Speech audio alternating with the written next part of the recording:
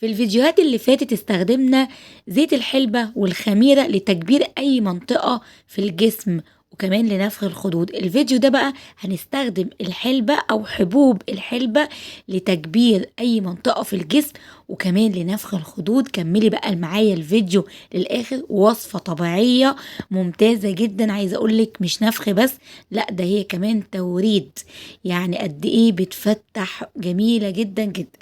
اول حاجة هجيب معلقة من الحلبة الحصى اللي انت شايفاها كده، وهحط عليها ربع كوباية من اللبن وهسيبهم كده مع بعض ليلة كاملة. عايزة اقول لكم ان الحلبة من اكتر الوصفات الناجحة جدا جدا، بجد حاجة طبيعية وعمرها ما هتضرك ابدا ابدا. ولو كملتي معايا الفيديو لحد هنا ما تنسيش بقى اللايك والاشتراك في القناة. عايزة اقولك اللايك بجد بيشجعني جدا جدا. كنت بوريكم هنا كمان ان الحلبة سبتها بالظبط 8 ساعات وبعد كده شلتها تاني.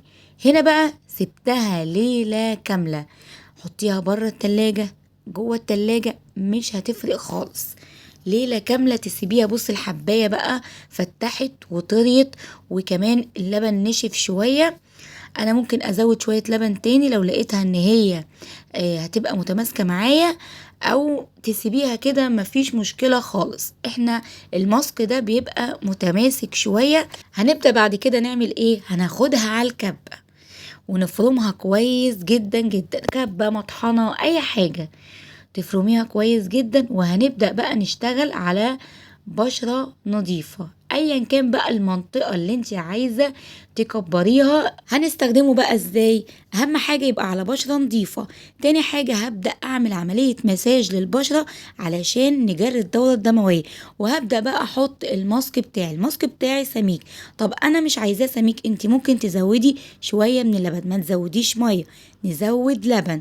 وبعد كده هبدأ ان انا احطه. بصي هو سميك، انا بحطه يعني بالطريقة دي. ببدأ ان انا ايه، احط حتة حتة كده على الخدود او المنطقة اللي انا عايزة اكبرها او انفخها، وهسيبه ينشف. بياخد وقت على فكرة عقبال ما ينشف، مفيش مشكلة خالص. خلصي البيت واللي وراكي وكل حاجة وهو بقى ايه، سيبيه ينشف على مهله عقبال ما تخلصي بقى حاجة البيت يكون هو نشف.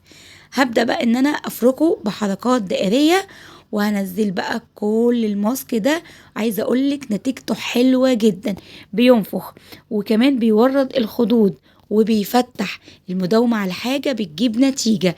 استخدميه يوم بعد يوم، بجد نتيجة جامدة جدا وهتبقى مرضية بيكي. وعايزة اقولك الحلبة من ضمن الحاجات المفيدة جدا للبشر. ما تنسيش بقى اللايك.